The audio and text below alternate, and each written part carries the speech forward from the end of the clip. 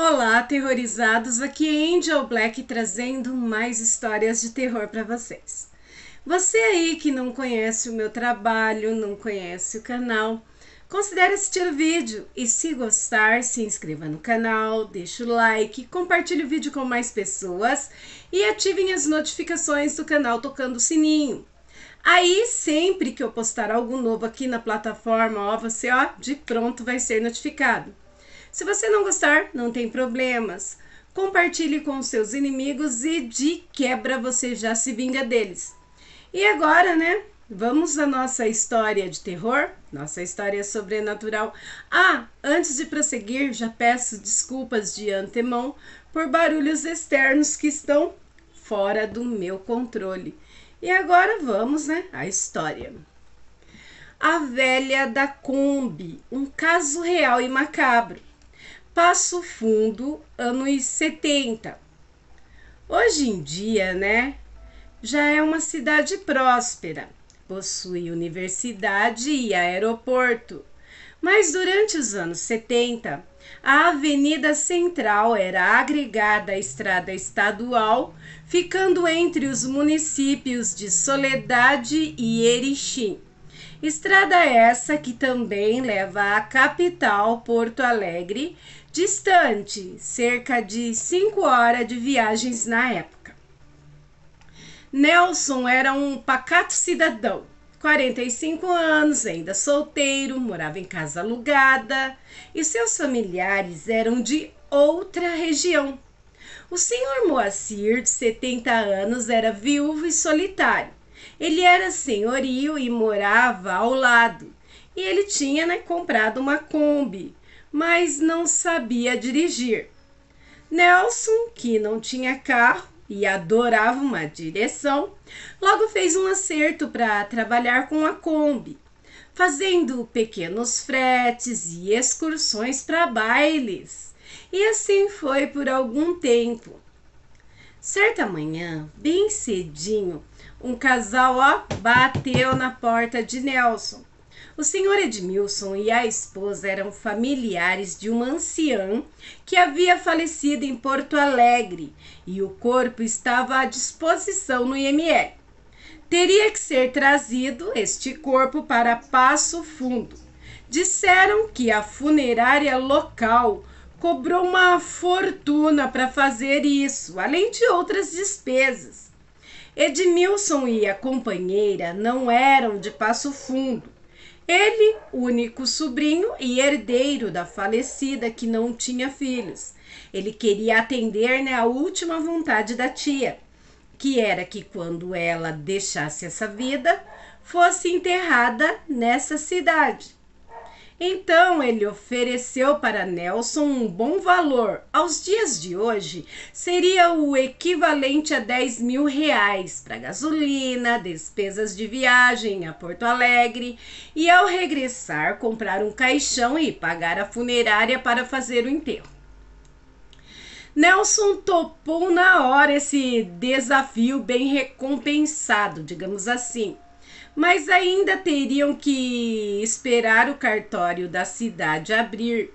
Seria preciso um documento, uma procuração, para que Nelson pudesse retirar o corpo no IML, transportar e atender plenamente o seu contratante, ou seja, atender plenamente o seu contratante. O cartório abriu às 8h30 e nessa época não existia computadores. Uma procuração teria que ser datilografada em máquina de escrever pelo chamado escrivão do cartório. E, segundo a lei da época, sem erros e sem rasuras. Ou seja, cada vez que houvesse um erro ao digitar ou escrever, tinha que recomeçar um novo laudo. Assim, a procuração foi assinada e registrada, e ela ficou pronta quase ao meio-dia. O casal pagou o combinado e foram embora da região. Nelson resolveu almoçar para depois se colocar na estrada. Ele iniciou a viagem já passando das 13h30, 1h30, 1h30 da tarde. Quando chegou em Porto Alegre, eram 18 horas e 30 minutos e já estava escuro. Detalhe, era inverno. Ele, pedindo informações, conseguiu chegar ao IML. E ainda naquele dia, na Avenida Ipiranga, a cerca de 20 minutos da Avenida Farrapos, a então entrada e saída da capital pela região em que Nelson vinha. Os funcionários de plantão ajudaram Nelson a colocar o corpo da anciã deitada, envolta em um lençol branco, no banco do meio da Kombi, atrás do motorista. Em seguida, ele retornou para a estrada de volta à sua cidade. Enquanto isso, em Passo Fundo, o senhor Moacir, o dono da Kombi e da casa onde Nelson morava, teve um infarto fulminante e os vizinhos trataram do caso, mas ninguém deu por falta do veículo do homem. Já se passavam das 20 horas e 30 minutos quando Nelson chegou no início da estrada e avistou o posto policial rodoviário, bem à sua frente. Mas ainda assim, a certa distância, ele pensou: se me pegarem com essa velha aí atrás, até eu explicar tudo, vou parar no xadrez. Não vai ter papel que me defenda, nem ninguém com telefone em Passo Fundo. A essa hora, né, para me acudir. Já era tarde, gente. Então, era a cadeia na certa. Então, ele parou no acostamento, tirou a velha de trás e colocou ela sentada no banco da frente. Entrou, aproximou o corpo de si para que pudesse segurá-lo. Ui, arrepiou aqui. Quando ele passou pelo posto com os guardas dentro da guarita, Nelson, por garantia, fez a mão da velha acenar para eles. Logo depois, ele parou novamente para botar a velha deitada no banco de trás. Mas o corpo havia se enrijecido e Nelson não conseguia fazer a velha deitar. A solução foi deixar ela sentada, mas assim, encostada no vidro, assim, da parede esquerda da Kombi, bem atrás do motorista, e seguiu viagem. De vez em quando, Nelson olhava pelo retrovisor e via a silhueta cavernosa da velha sentada lá atrás. Ele sentia arrepios e então ele torceu o espelho assim para não olhar mais. Já se aproximava da meia-noite quando Nelson viu as luzes de Passo Fundo à sua frente. Ele se empolgou, pelo fim da viagem e deu uma boa acelerada. A entrada de Passo Fundo, vindo de Soledade, é uma descida acentuada e, na época, com matos e barrancos em declive nas duas margens. Ele vinha descendo com a Kombi bem embalada, quando de repente pensou ter visto um vulto cruzar na sua frente e pisou no freio bruscamente, sabe? Você, puf! O corpo gelado da velha caiu para frente, bem no pescoço quente do Nelson.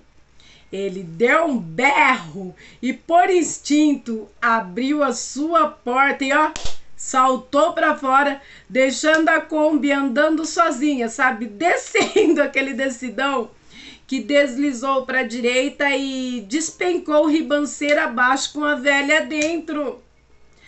Tomado pelo pavor, principalmente pelas possíveis consequências junto à lei, Nelson tratou de fugir dali. Conseguiu mais adiante uma carona de volta à Soledade e no primeiro ônibus para a fronteira, não pensou duas vezes não. Conclusão, dos fatos.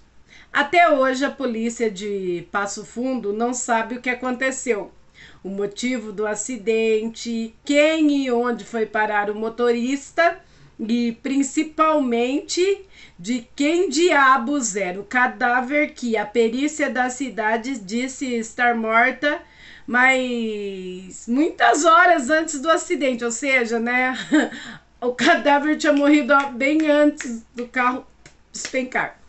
essa história ainda é comentada pelos antigos da cidade. No final dos anos 90, um grupo de estudantes de jornalismo investigativo conseguiu elucidar esse mistério, mas como ninguém reclamou o referido corpo, nem a falta da Kombi, o caso foi arquivado e a velha enterrada como indigente. Fonte: UPF, Universidade de Passo Fundo, Rio Grande do Sul. Cadeira do curso de jornalismo. Gente do céu, bom, pelo menos a senhora foi enterrada na cidade que ela queria. Não é bem uma história de terror, mas já pensou, gente? Que situação. Eu ri um pouco, mas foi com respeito, tá, gente? Porque seria cômico, né? Se não fosse trágico. O que vocês acharam dessa história? Aliás, esse relato, né? Que foi postado no app Vizinho por nosso amigo Sérgio Gitel, a velha da Kombi. Vocês conhecem histórias parecidas ou já conheciam essa história? Macabro, né? Deixem suas opiniões nos comentários. Deixem também sugestões de novos temas aqui para o canal. Ah, mais uma coisinha. Se você tem um relato, um conto, uma história como essa ou não, de terror sobrenatural, pode ser conto, história, relato, envia lá para o e-mail do canal que vai estar na descrição do vídeo. Será uma honra narrar aqui a sua história, conto ou relato. Meus amigos, se você gostou do canal e ainda não é inscrito, se inscreve aí. Aos aterrorizados e visitantes, deixa essa mensagem. Deixa o like, gente, compartilhe o vídeo, ativem as notificações do canal, envie seus relatos para o canal Angel Black Contos de Terror, lá para o e-mail que está na descrição do vídeo. E quem quiser dar um up para o canal, já sabe como fazer, não é?